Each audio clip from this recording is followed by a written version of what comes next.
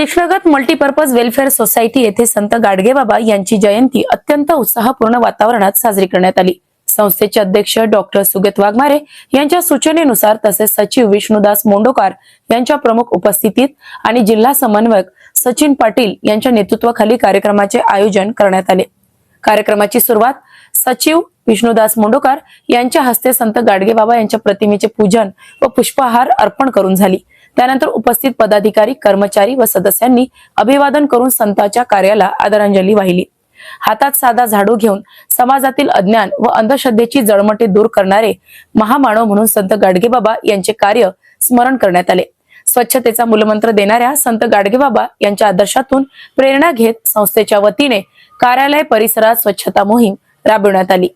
यावेळी संत गाडगेबाबा यांच्या वेशभूषेत यश तर सेवकाच्या वेशभूषेत अंकुश यांनी सर्वांचे लक्ष वेधून घेतले।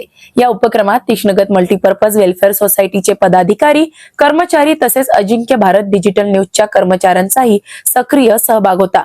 यानंतर ही स्वच्छता मोहीम शहरातील प्रमुख ठिकाणी राबवण्यात आली।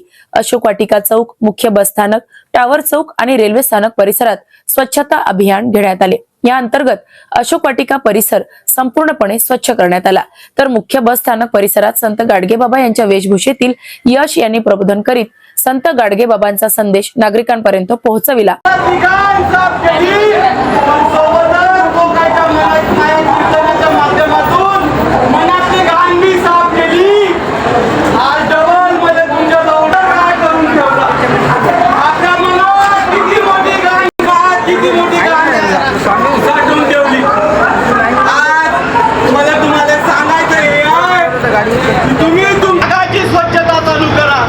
तसेच रेल्वे स्थानक परिसरात व प्लॅटफॉर्मवर स्वच्छता मोहीम राबवून नागरिकांना स्वच्छतेचा संदेश देण्यात आला।